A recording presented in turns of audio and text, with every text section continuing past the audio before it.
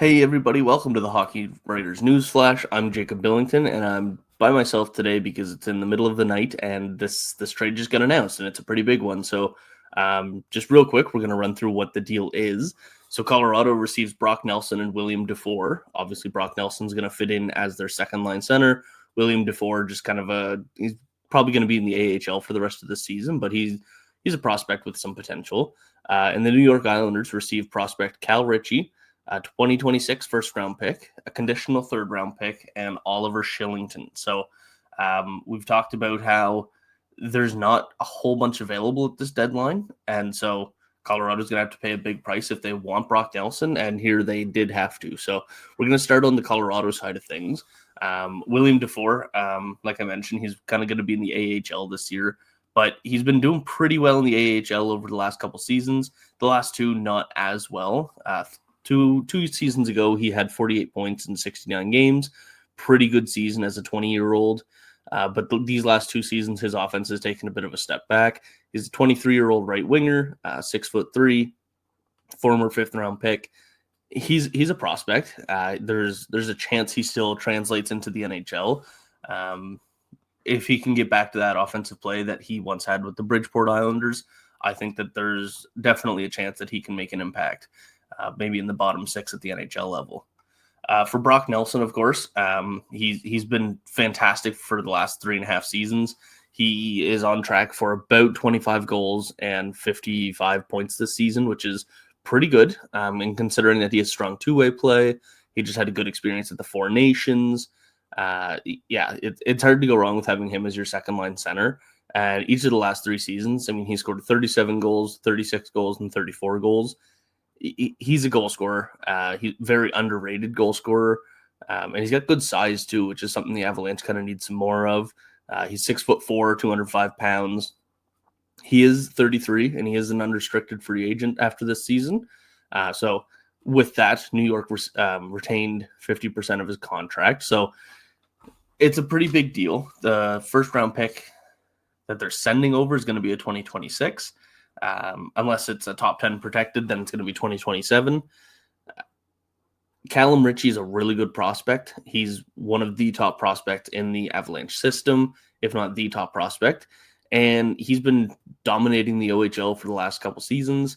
He is only 20 years old. He was selected in the 2023 NHL entry draft. And with 67 points in 41 games with the Generals this year, he's having a fantastic season. So the third round pick is going to be transferred if the Avalanche win the 2025 Stanley Cup, and Oliver Shillington was flipped immediately to the Anaheim Ducks for future considerations. So that's the deal in a vacuum. This means a whole lot more for the Avalanche and the Islanders than just how it reads. So the Avalanche, obviously they have Casey Mittelstadt, who's been in conversation of trades. They've obviously been wanting to upgrade him on the second line. So they certainly get this done. And they're building up to be a very, very dangerous team in these playoffs. Obviously the goal is going to be the Stanley Cup this year. Brock Nelson is going to be a big part of that if they get there. And William Dufour, probably not as much. We're mostly just going to be focusing on Brock Nelson here. So he's going to slide into that second line, probably push Casey Mittelstadt down to the third line, unless they flip him again. As I'm recording this, it is trade deadline day, and we've got about 10 hours left until the deadline. But there's a chance that they flip Mittelstadt and just run with Brock Nelson and keep their depth. So if Nelson is the second line center, he's going to be playing with a lot of talent. So it's going to be a combination of Arturi Lehkonen or Valery Nichushkin or Martin Necas, whatever it is. And he hasn't really played with a whole bunch of talent in New York. Obviously that team has some good talent like Noah Dobson, Matt Barzal, and all that stuff. But they don't have what the Avalanche have. Is he going to fit in better offensively? Probably not. He's probably not going to be on a 35-goal pace like he has been with the Islanders, but he could be. He could be fantastic. He's only 33 years old. It's not like he's an aging veteran that is in the twilight years of his career at like 36 years old. He can still be effective. He can still be re-signed and probably for like a 3-year deal and be a huge impact piece for the Avalanche. So I think that this is a fantastic deal for the Avalanche. Yes, they gave up a lot, and yes, we've seen other teams give up a lot this deadline, but that's just what it costs right now. And if you're going to win the Stanley Cup, it doesn't matter how many first-round picks you give up. If you win the Stanley Cup, it's all worth it, okay? Moving on to the Islander side of things, Cal Ritchie, of course, 67 points, 41 games in the OHL. He is, I think, immediately the Islanders' top prospect. There's a few people that could be in contention there, but Cal Ritchie is a fantastic prospect, and he's going to be a great player for the Islanders, probably starting next season. The first-round pick, obviously, is very important for the Islanders to get. They're not going to make the playoffs this year, and if they do, they're just barely going to squeak in, probably not do very well. So the first-round pick is really important for them to kind of keep building that prospect pool. They don't have a very strong prospect pool at all. The third-round pick, odds are it doesn't get transferred, but with the way the Avalanche look right now, anything's possible. I would not be surprised. I don't think anybody would be surprised to see them win the Stanley Cup. So the Islanders did really well too. I don't think either team wins this trade. I think both teams did phenomenal.